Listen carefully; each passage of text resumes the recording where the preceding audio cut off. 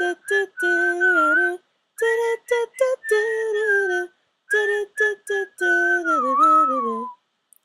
KG lifestyle. Never make the connection. They never connect the dots. That the only reason I've been exposed to this and experienced this is because this is all I've ever expected. But that's why we have a series on faith. And you see that fear is your monster. And it's standing on the doorstep of God's possibility to tell you you can't do it. You don't want to do it. You don't need to do it. Every time you think about going up the steps, He gives you a reason why you ought to step back down. Because you never get to realization that He's not protecting you. He ain't standing on them steps to protect you. He's standing on them steps to control you and to keep some things from you. And in 2013, if you want your life to be different, you're going to have to conquer that monster that's standing on your steps. Now, in order not to fret, you got to know what fret is. Because most people fret because they don't even know what fret is. They don't know fret when they see fret. So let me introduce you to fret. Look at somebody say, we're getting ready to meet fret. What is it? Who is fret? Fret is the result of fear. Fret is the recognition of your personal weaknesses. Fret is the inadequacy to deal with the present moment.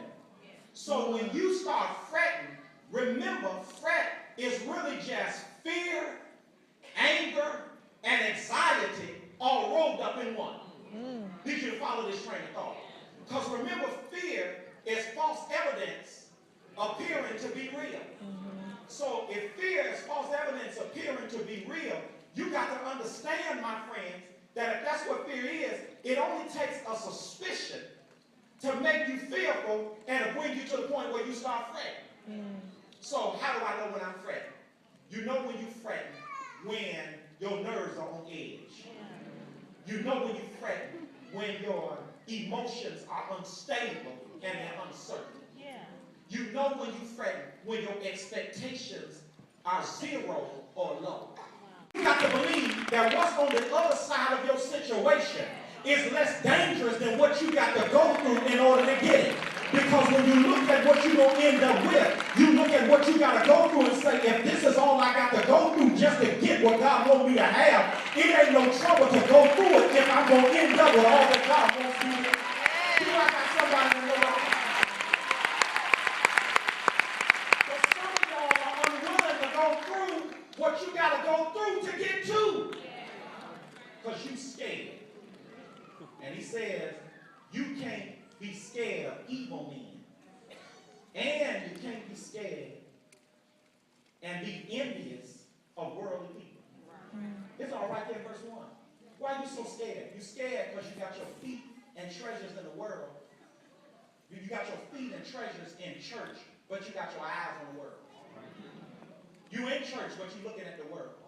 And you're envious of people in the world. He said, let me tell you something. Don't even be pulled in and allow your fear to make you foolish. Because verse 2 says, if you do that, let me tell you what'll happen. You'll be cut down. Like the grass, you're going to wither. Like the green plants, you're going to soon die. He says, don't even get pulled in to that foolishness. Believing that your fear will make you believe that you got to do what other people do in order to be successful. And he says, you can believe that if you want to, but let me remind you, there's a high cost of low living. There's a high cost of living low. And a high cost of living low is that you may prosper for a minute, but sooner or later, it's going to be cut down. Because you may be balling for a minute, but if you're not right with God,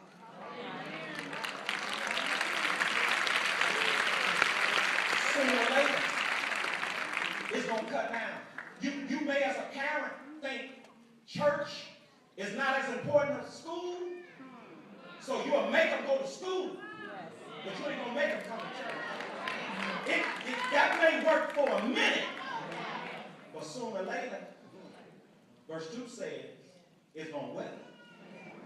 Sooner or later, that false premise that you have is going to die. He says you got to do something. You got to trust in the Lord. You can't hold fear in your hand. You can't put your hand on fear. Fear is a mindset. So if you're going to deal with the fear of mindset, it's nothing in your hand, it's in your head.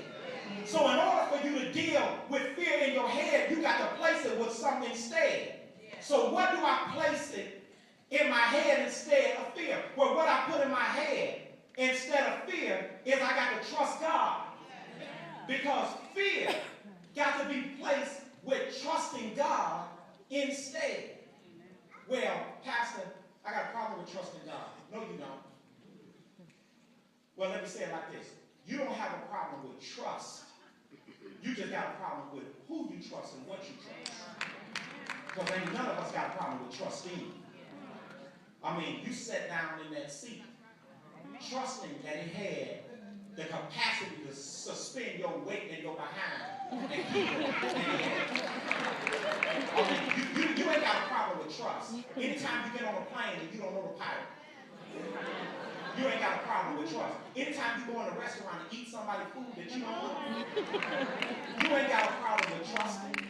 Anytime you walk in a room that's dark and you don't know nothing about electricity and you flip on the switch believing that the lights are going to come on, you ain't got a problem with trusting. Anytime you jump in a car, turn the ignition, and you may not know nothing about an automobile, but you believe it's going to start, you ain't got a problem with trusting. Anytime you can get in a cab with somebody who don't even speak English and believe that you said enough for them to get you safely to your destination, your issue ain't trusting.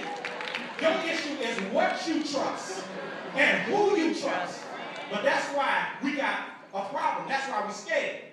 That's why when you get a suspicion, you got people who are willing to take a gun and blow their brains out and jump out of a window and jump off a bridge because they trust in the wrong things and they trust in the wrong people. Because even if you get fired from a job, when you trust in God and not trust in people, you know that the job wasn't taking care of you. It was God that put food on your table, clothes on your back, and shelter over your head. You ain't got somebody. Yes. Amen. You got to start thinking about what God can make happen.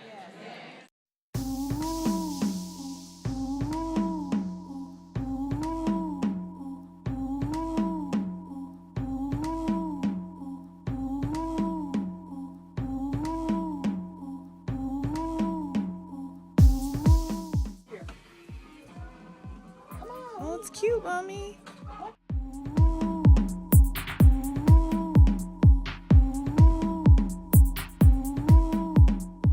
Just had a spinach salad at Seva. It's a beautiful day. My mom had the ravioli. She killed it. It was good, huh, Mommy? Whatever. The sun is shining. So beautiful today.